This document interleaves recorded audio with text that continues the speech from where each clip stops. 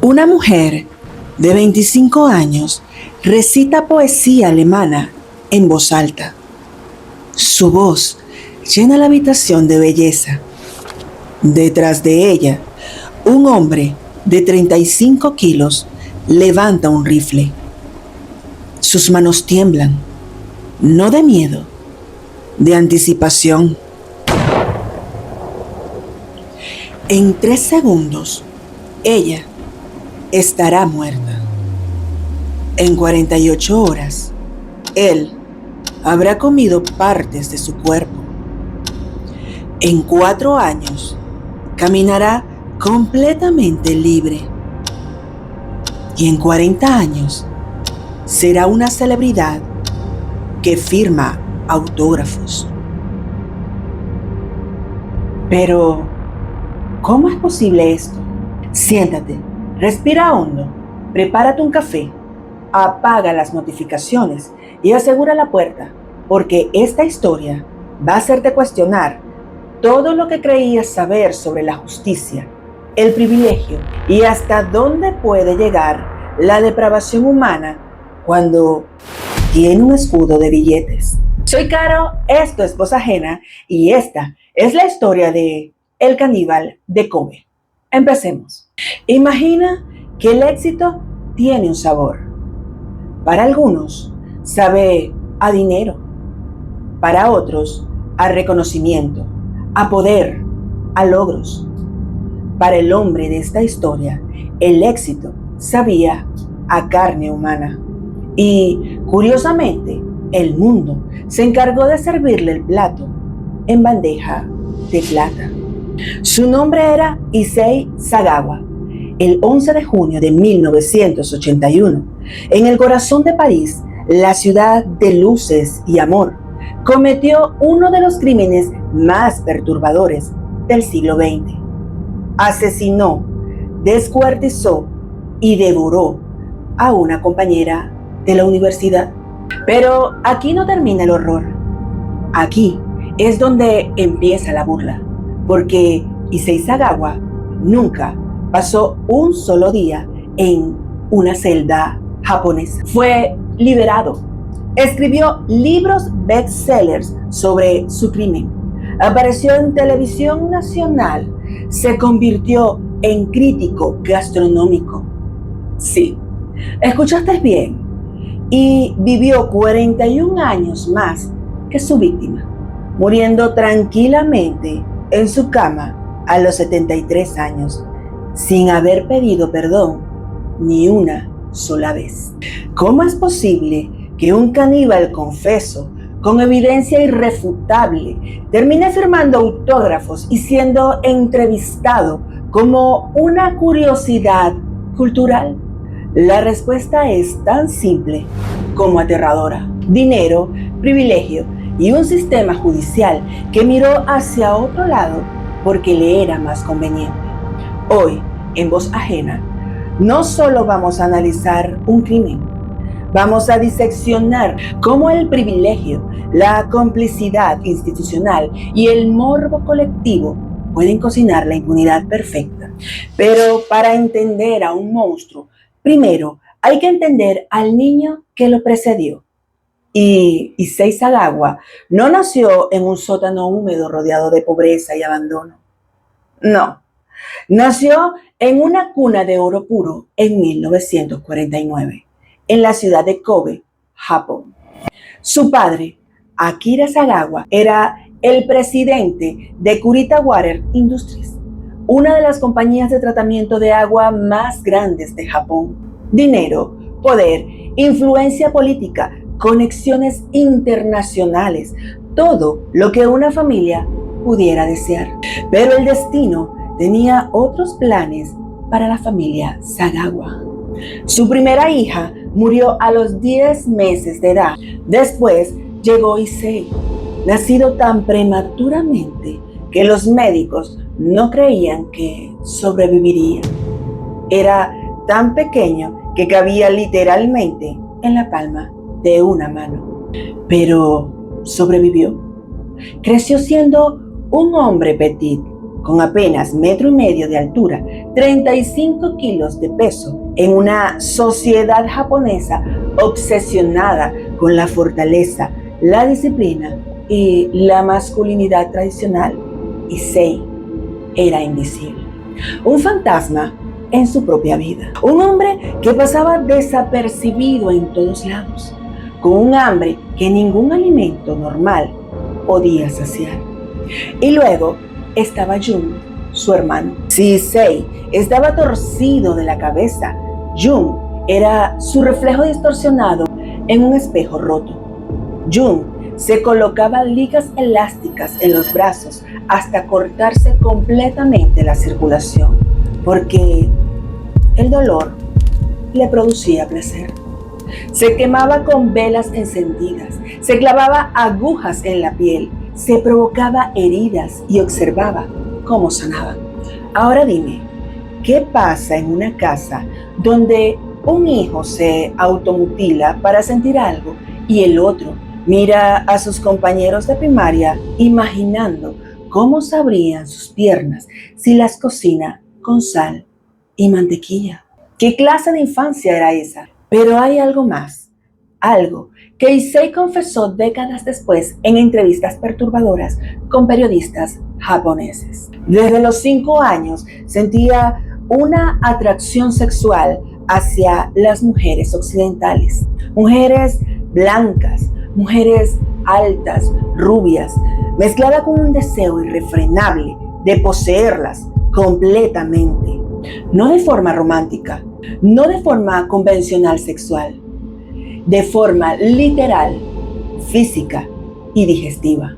En su mente infantil y profundamente enferma, consumir su carne era la única forma de unirse con ellas para siempre.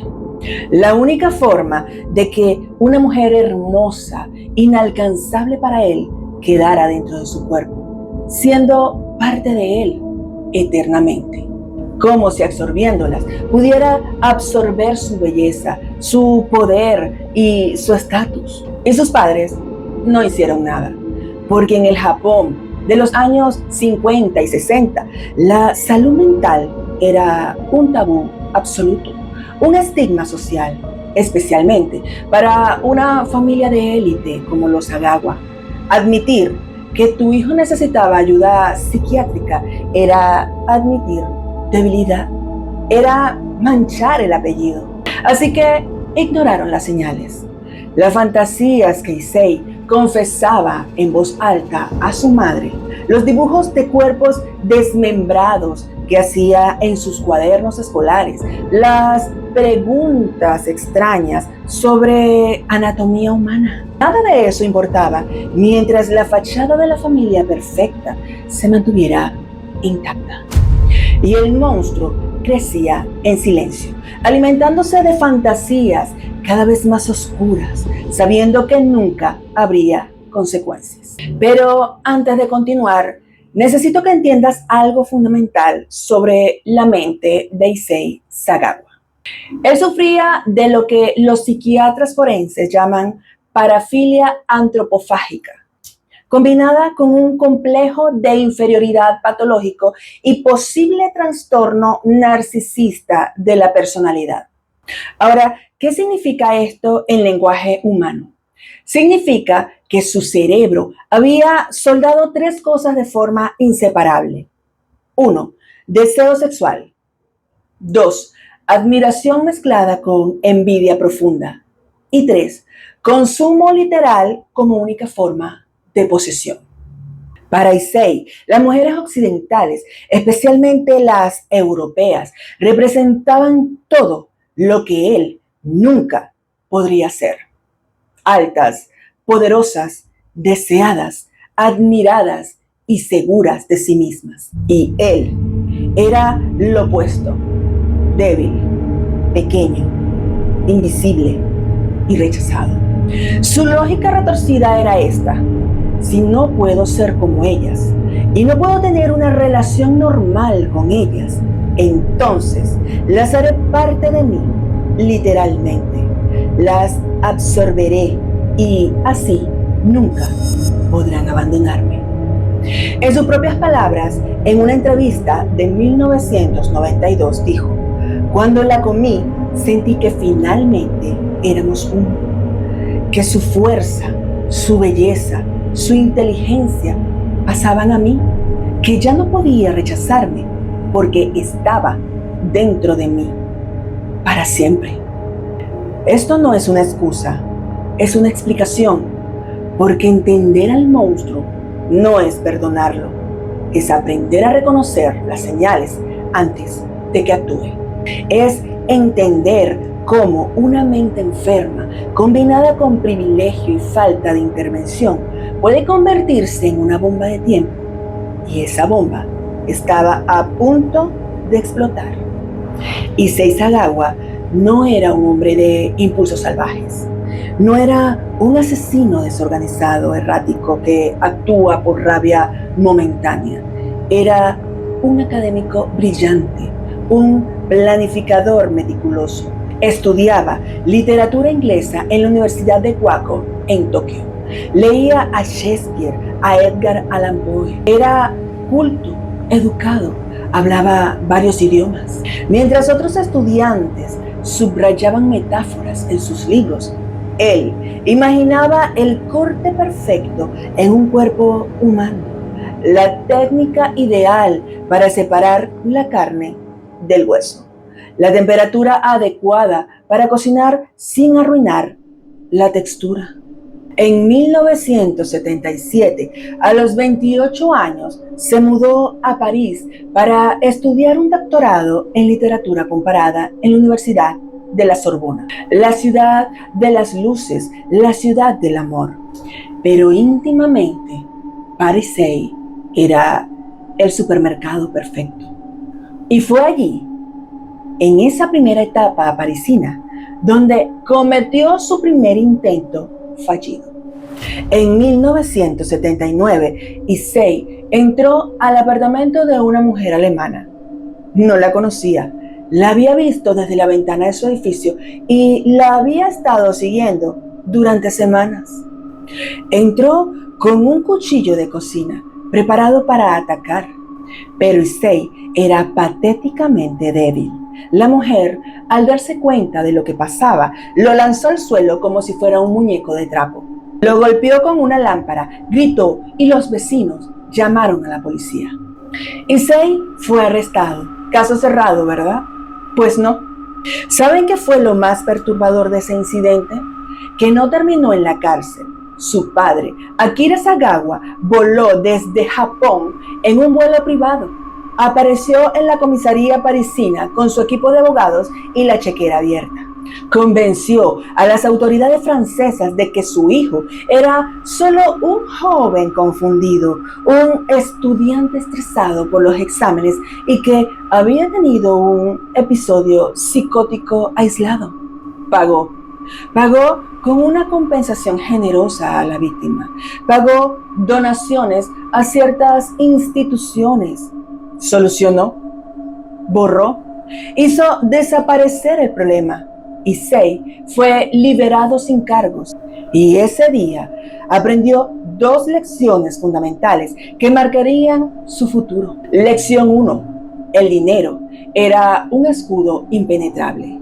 Lección 2. Necesitaba ser más fuerte, más eficiente y más técnico. Regresó temporalmente a Japón y durante un crucero cultural por el Mediterráneo que su familia organizó para ayudarlo a relajarse, algo perturbador sucedió. Mientras otros turistas japoneses fotografiaban las ruinas de Atenas y las playas de Santorini, Issei pasaba horas en las cocinas del barco. Había trabado amistad con un carnicero griego de la tripulación y le hacía preguntas, muchas preguntas, como por ejemplo, ¿cómo se separa la carne del hueso sin desperdiciar? ¿Qué cuchillo usas para cada tipo de corte? ¿Cuál es la mejor forma de desollar sin dañar el producto? ¿Cómo se identifica la mejor parte de la res? Y el carnicero, orgulloso de su oficio y creyendo que el pequeño japonés quería aprender el arte de la carnicería tradicional, le enseñó con entusiasmo. Le dio clases particulares, le mostró técnicas profesionales. Sin saberlo, estaba entrenando al próximo monstruo de París. En 1981, Issei Sagawa regresó a Francia. Esta vez preparado. Esta vez no fallaría. Pero detengámonos aquí un momento, porque antes de continuar con el horror, necesito que conozcas a alguien. No como la víctima del caníbal de Kobe, no como una estadística más en un documental de True Crime, sino como la persona que era. Su nombre era René Hardenberg. Nació el 4 de enero de 1956 en Rotterdam, Países Bajos. Era la mayor de 3 hermanos. Su padre, Willem, era ingeniero civil. Su madre, Hans, era maestra de escuela primaria. Creció en una casa llena de libros, de música clásica y de debates intelectuales. Desde niña, ella mostró una inteligencia excepcional y una curiosidad insaciable por los idiomas. A los 19 años ya hablaba 4 idiomas con fluidez completa. Hablaba holandés, hablaba alemán, inglés, francés y estaba aprendiendo a hablar japonés por su cuenta. Le apasionaba la poesía expresionista alemana, Rilke, Drath. Soñaba con ser profesora universitaria de literatura comparada. Soñaba con publicar sus propias traducciones de poesía alemana al holandés. Escribía sus propios poemas en un cuaderno verde con bordes dorados que llevaba siempre en su bolsito de tela. René es una de esas mujeres que me hubiera encantado conocer. Sus amigos la describían como a alguien luminosa, no porque fuera ingenua o tonta, todo lo contrario. René era brillante, era culta, segura de sí misma, pero creía genuinamente en la bondad de las personas, en que el conocimiento y el arte podían conectar culturas, en que ser amable no era sinónimo de debilidad.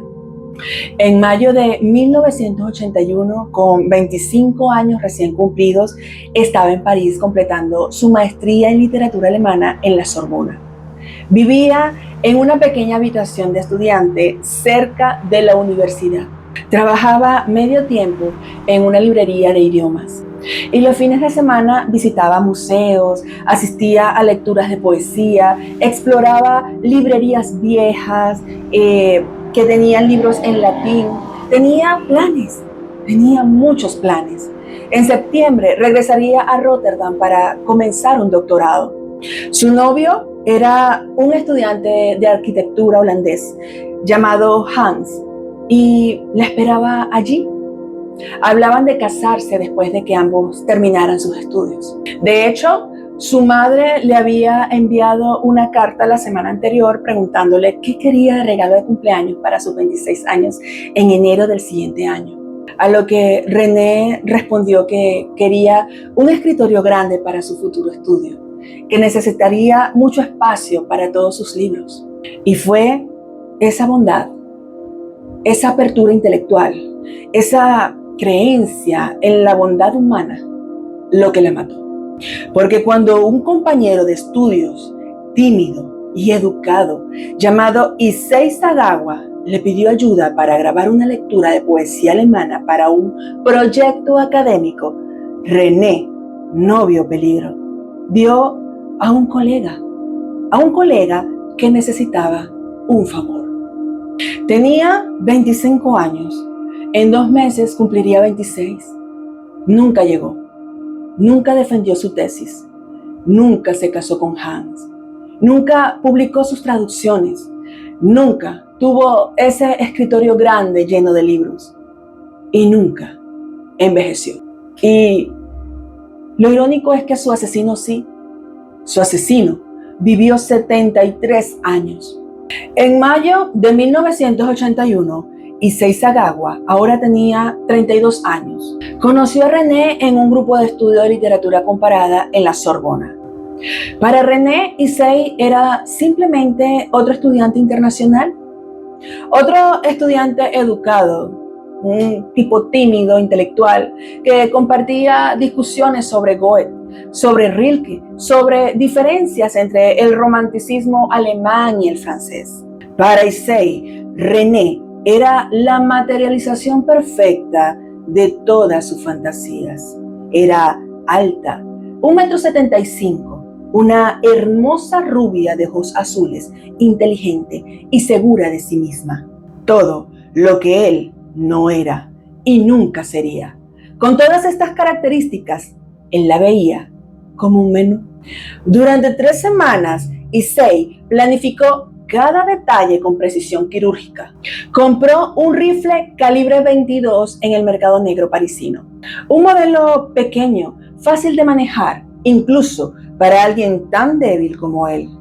Pasó días enteros en la biblioteca de medicina de la universidad estudiando anatomía humana, memorizando exactamente dónde disparar para lograr una muerte instantánea sin dañar demasiado la carne, sin que la sangre contaminara demasiado el producto. Compró un juego completo de cuchillos de carnicero profesionales, los mismos que el carnicero griego le había recomendado.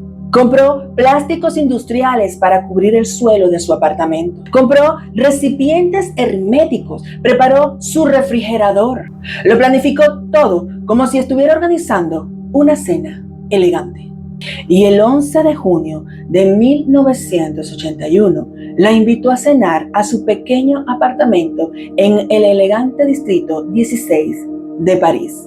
Le dijo que estaba trabajando en un proyecto sobre la fonética de la poesía expresionista alemana y que necesitaba a un hablante nativo recitando ciertos poemas para analizar la musicalidad del idioma.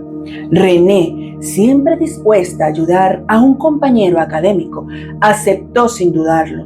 Llegó a las 9:30 de la noche.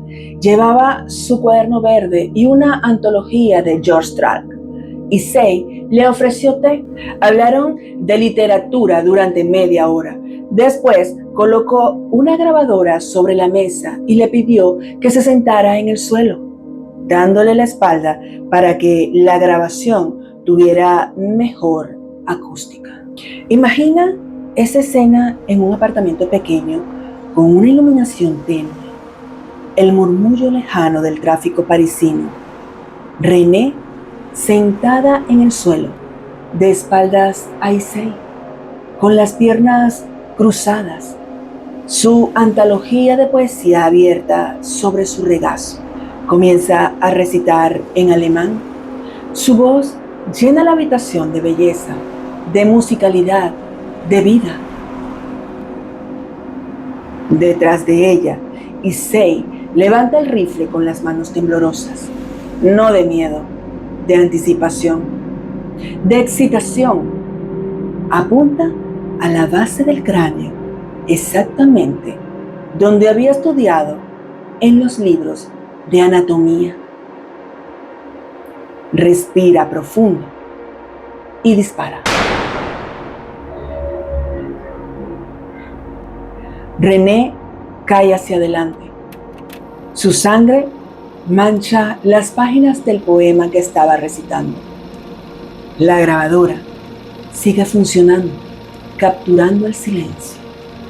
Issei permanece inmóvil durante varios minutos observando el cuerpo. Según su testimonio posterior, en ese momento sintió una mezcla de euforia y alivio. Finalmente lo había hecho. Finalmente tendría lo que había deseado toda su vida. Y entonces comienza el ritual. Lo que pasó en las siguientes 48 horas es tan perturbador que las autoridades francesas intentaron clasificarlo como evidencia judicial confidencial. Issei Sagawa pasó 2 días enteros con el cuerpo de René. Desmembró su cuerpo con la técnica que el carnicero griego le había enseñado. Con los cuchillos profesionales que había comprado, colocó trozos de carne en platos de porcelana fina, como si estuvieran preparando una degustación gastronómica de alta cocina. Algunos los comió crudos, otros los salteó con mantequilla, sal y ajo. Tomó fotografías con su cámara Polaroid en cada etapa del proceso, no por paranoia de ser atrapado, por nostalgia. Quería crear un álbum de recuerdos. Grabó videos con su cámara Super 8 y, según en sus propias palabras, en múltiples entrevistas posteriores, dijo que sabía atún, pero más dulce, que la textura era perfecta. Y también dijo: me sentí completo por primera vez en mi vida. Sentí que René y yo éramos uno solo. Durante esos 2 días, Issei comió y durmió junto a los restos. Los contempló, los fotografió desde diferentes ángulos. En su mente retorcida y profundamente enferma, esto no era un asesinato, era más bien un acto de amor, de unión, de posesión eterna. Sé que en este punto tu mente está luchando entre el horror absoluto y una fascinación mórbida que probablemente te incomoda sentir. Y está bien. Esa tensión, esa incomodidad es exactamente lo que necesitamos para entender por qué casos como este no deben olvidarse. No deben convertirse en contenido viral de 60 segundos que se consume y se olvida. Así que si este análisis te ha atrapado, si crees que entender las grietas más oscuras de la mente humana, del sistema judicial y de nuestra propia sociedad es la única forma de prevenir futuros horrores, entonces necesito que hagas algo ahora mismo. Suscríbete a este canal y activa la campanita. No por mí, por René, por todas las víctimas cuyas historias merecen ser contadas. Pero no contadas y ya, sino contadas con respeto, con profundidad, pero sobre todo con propósito. No permitas que el algoritmo entierre estas historias importantes, porque lo que viene ahora es incluso más increíble, y no en el buen sentido.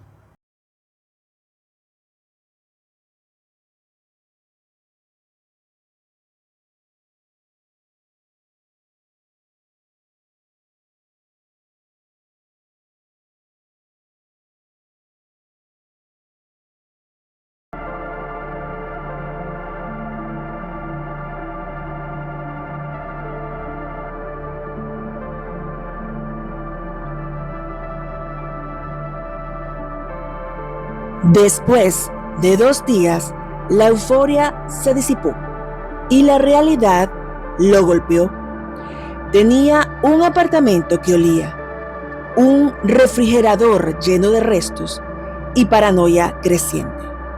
El 13 de junio metió lo que quedaba de René en 2 maletas y llamó a un taxi.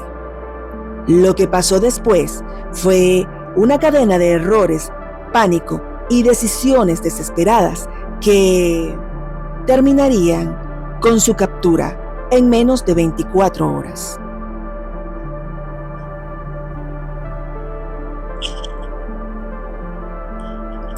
Pero aquí está lo verdaderamente perturbador.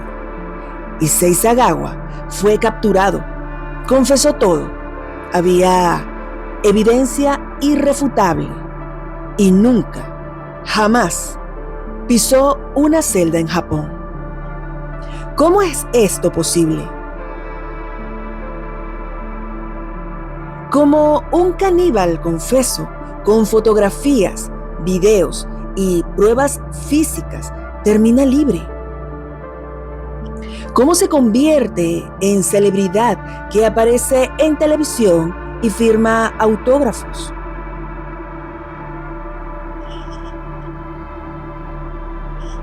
La respuesta involucra 2 países que se lavaron las manos, documentos perdidos convenientemente, un vacío legal perfecto y una familia con suficiente dinero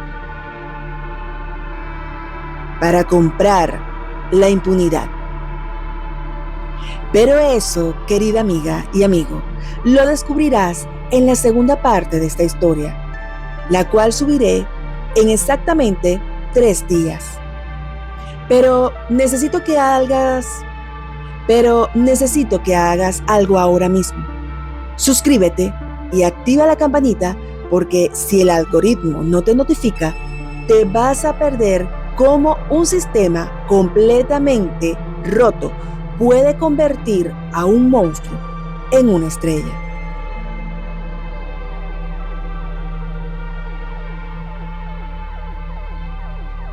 Ahora, según lo que has escuchado, ¿qué crees que pasó? ¿Cómo crees que escapó de la justicia? Quiero leer tus teorías antes de que salga la parte 2. Y como siempre te pido, comparte este video con alguien que lo necesite. Entender la justicia no siempre llega. Y como siempre te pido este inmenso favor. Comparte este video con alguien que necesite entender que la justicia no siempre llega, especialmente cuando hay dinero de por medio. Soy Caro y esto fue la primera parte de esta terrible historia. Nos vemos muy pronto. Chaito.